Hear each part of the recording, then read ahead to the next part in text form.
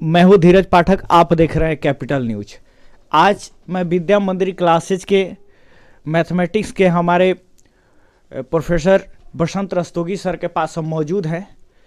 आज हमारे इनसे मिलने का बस एक ही संदर्भ है कि कोविड के काल में जो बच्चों की पढ़ाई प्रभावित हुई है, 2020 का जो साल रहा, कोविड के लेकर पूरा विश्व त्राहिमाम करता रहा। उसमें जो फाइनल ईयर के बच्चे हैं, इंटरमीडिएट के बच्चे हैं, वो कैसे तैयारी करें, क्योंकि उनकी अब परीक्षाएं होने वाली है, चाहे वो बिहार बोर्ड के हों या सीबीएसई बोर्ड के हों, उनकी अब परीक्षाएं शुरू होने वाली हैं।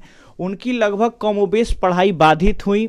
बहुत सारे स्कूलों ने ये कहा कि मैं ऑनलाइन क्लासेज चला रहा हूँ, लेकिन ऑनलाइन क्लासेज वो धरातल पर उसकी सच्चाई जब देखी जाए तो ना के बराबर ही थी, खास करके गांव के इलाकों में। तो उसी संदर्भ में बात करने के लिए मैं आज बसंत रस्तोगी सर के पास हूँ कि वैसे बच्चे जिनकी पढ़ाई छूट गई है, परीक्षाएं अभी होनी हैं, वो कैसे तैयारी करें। तो आइए मैं सर से मुखातिब होता हूँ। सबसे पहले तो सर आपको बहुत बहुत धन्यवाद कि आपने अपने बिजी शेड्यूल से हमको 5 मिनट का समय दिया। सबसे पहले आपको सर बहुत बहुत धन्यवाद। सर मैं आपसे जानना चाहूँगा कि ये जो कोविड का काल था, अभी भी अनलॉक की 4-5 प्रक्रियाएं हो चुकी हैं, लेकिन ना ही कोचिंग खुले हैं, ना ही स्कूलें खुली हैं। 4 जनवरी से गवर्नमेंट का आदेश है कि स्कूल और कॉलेज को खोले जाएंगे, 9वीं से लेकर 12वीं तक। पहले भी खुली थी, बीच में आदेश को ले लिया गया था वापस। सर आपके नज़रिए में ये कोविड का जो काल था, कोचिंग के लिए कैसा रहा? कोविड का काल इस साल के विद्यार्थियों के लिए बहुत ही बुरा रहा है। इस साल के विद्यार्थी को आदमी चाह कर भी नहीं पढ़ा पाया है। बहुत अच्छे स्टूडेंट थे, लेकिन अब चूँकि बिन गुरु के ज्ञान कहाँ, गुरु जब नहीं मिलेंगे तो उसमें तरह तरह की समस्याएं आती हैं। ऑनलाइन क्लास है तो ऑनलाइन क्लास में नेटवर्क का प्रॉब्लम रहता है। बहुत सारे बच्चों के पास जो गरीबी से जुड़ रहे हैं, गरीबी से जुड़े हुए हैं, तो उनके पास मोबाइल की व्यवस्था नहीं है, नेट पैक की व्यवस्था नहीं है। हम लोग ऑनलाइन क्लास तो चला रहे हैं, लेकिन उतनी अच्छे तरीके से तैयारी बच्चों का नहीं करा पा रहे हैं।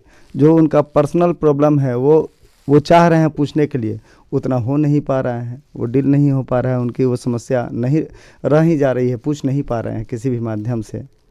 उतने अच्छे तरीके से तैयारी बच्चों की नहीं हो पाई है। कुल मिला के सर जो बच्चे तैयारी करने वाले थे, उनके बीच में बहुत पशुपेश की स्थिति बनी है इस कोविड काल में, खास करके फाइनल ईयर वाले जिनकी परीक्षाएं अब शुरू होने वाली हैं।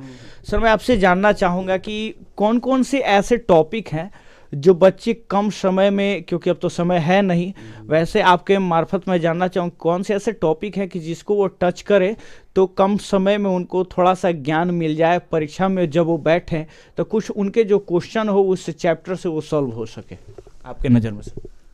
पहले तो मैट्रिक्स और डिटर्मिनेंट अलजेब्रा का पार्ट है, उसमें से यदि वो तैयारी करते हैं तो उम्मीद करते हैं कि 12 से 15 नंबर का सवाल उसमें से श्योर आता है। फिर एक इन्वर्स ट्रिगोमेट्रिक फंक्शन है, उसमें से 5-6 नंबर का आता है। यानी मैट्रिक्स, डिटर्मिनेंट और इन्वर्स की तैयारी की जाए तो 20 नंबर हम लोगों का क्लियर हो जाएगा। फिर एक एलपी का पार्ट है, वो सेकंड चैप्टर है केसी सिन्हा की किताब से। उसमें मात्र 10-12 सवाल है। 10-12 सवाल का हम लोग अच्छे से अध्ययन कर लें तो 99% उम्मीद है कि उसी में से 15-20 सालों में मैंने देखा है कि एक बार किसी और चैप्टर से आया है, बाकी सभी साल उसी सेकंड चैप्टर से आया हुआ है। एलपी से 5 नंबर का वो आ जाएगा। एक 3D का प्लेन चैप्टर है, दी प्लेन, उसमें से आता है स्टार्टिंग के कुछ सवालों में से, उसको अध्ययन कर लेना है। फिर डिफरेंशियल इक्वेशन है कैलकुलस में, उसमें से 5 नंबर वाला एक क्वेश्चन आता है। उसके बाद आप डिफ्रेंशिएशन का पार्ट देख लीजिए। उसके बाद इंडेफिनिट और डेफिनिट इंटीग्रेशन को देख लीजिए। प्रोबेबिलिटी और 3D मिलाकर हमको लगता है कि 20 से 25 नंबर का अप्रॉक्स आता है उसमें से सवाल। तो प्रोबेबिलिटी, 3D, वेक्टर से भी 10 नंबर का आता है अप्रॉक्स। तो वेक्टर में आप डॉट प्रोडक्ट और क्रॉस प्रोडक्ट को देख लीजिएगा। डॉट प्रोडक्ट, क्रॉस प्रोडक्ट जो है वो बहुत ही इस साल के लिए महत्वपूर्ण चैप्टर है। यदि उसको हम अध्ययन कर लेते हैं तो 10 नंबर वेक्टर से हो जाएगा। फिर 3D और प्रोबेबिलिटी से 20-25 नंबर का आएगा।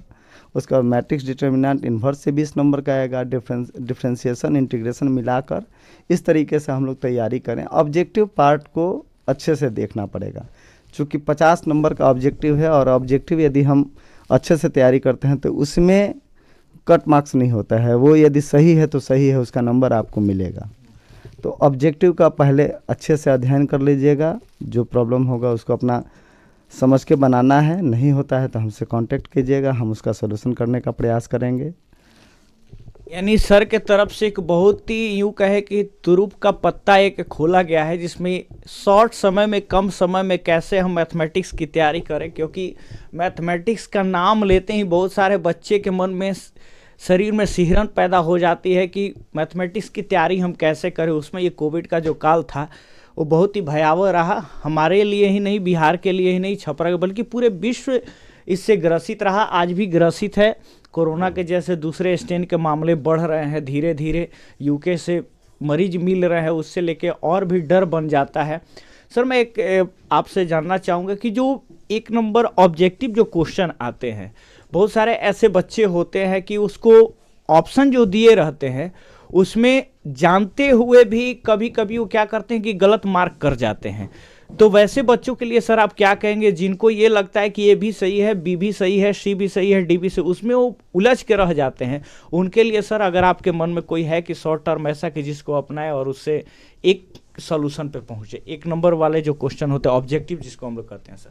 मुख्य रूप से यदि मैथमेटिक्स का ऑब्जेक्टिव सॉल्व करना है तो पहले प्रत्येक चैप्टर का फॉर्मूला याद कीजिए। फॉर्मूला याद कीजिएगा तो हमको लगता है कि 50% क्वेश्चन यानी 20-25 क्वेश्चन ऐसे ज़रूर मिलेंगे जो फार्मूला डिपेंडेंट ही रहते हैं। अब बाकी 20-25 क्वेश्चन है उसमें थोड़ा सा सॉल्यूशन की आवश्यकता पड़ती है, तो फार्मूला को खूब अच्छे से अध्ययन करना है। फार्मूला का अध्ययन कीजिएगा तो ज़्यादा बेहतर रहेगा कि आप ऑब्जेक्टिव पर कमांड कर पाएंगे। लास्ट में सर उन बच्चों के लिए आपके तरफ से एक छोटा सा संदेश, जो बच्चे तैयारी कर रहे हैं, चाहे वो विद्या मंदिर क्लासेस के ही बच्चे क्यों ना हो, चाहे पूरे बिहार जितने हमारे न्यूज़ चैनल को देखने वाले श्रोता हैं, उन बच्चों के लिए सर, क्योंकि अब नया साल आने वाला है, हम कामना करते हैं कि 2020 की जो अनुभव है उसको हम लोग 2020 में ही छोड़ दें, क्योंकि 2020 का जो अनुभव था बहुत ही ख़राब था सबके लिए। 2021 सर आने वाला है, 2 दिनों के बाद हम नए साल में प्रवेश करेंगे। तो उन बच्चों के लिए सर एक छोटा सा संदेश, जो बच्चे तैयारी कर रहे हैं, चाहे वो विद्या मंदिर क्लासेज के हो या दूसरे अदर क्लासेज के या कोचिंग या स्कूल के हो, सर उनके लिए आपके तरफ से एक छोटा सा संदेश क्या हो,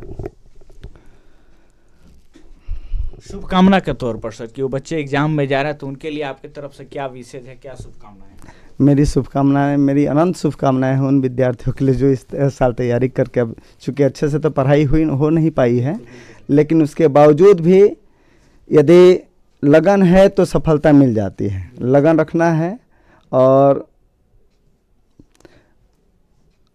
अपने जीवन में किसी एक व्यक्ति को जरूर गुरु मानिए, क्योंकि जिसके जीवन में गुरु नहीं होता उसका जीवन कभी शुरू नहीं होता। इसलिए गुरु मानकर किसी एक आदमी को और उसके बातों पर अमल करते हुए आगे बढ़ने का प्रयास कीजिए। धन्यवाद। बहुत बहुत धन्यवाद सर। ये थे हमारे साथ विद्या मंदिर क्लासेज के मैथमेटिक्स के प्रोफेसर बसंत रस्तोगी सर। सर को मैं पुनः बहुत बहुत बधाई देता हूँ, और मेरे तरफ से और कैपिटल न्यूज़ की पूरी टीम के तरफ से आने वाले 2021 की सर आपको बहुत बहुत शुभकामनाएं। धन्यवाद, सर ने बहुत समय निकाला हमारे लिए। आप देख रहे हैं कैपिटल न्यूज़। आप हमारे चैनल को लाइक करें, शेयर करें और सब्सक्राइब करें। धन्यवाद।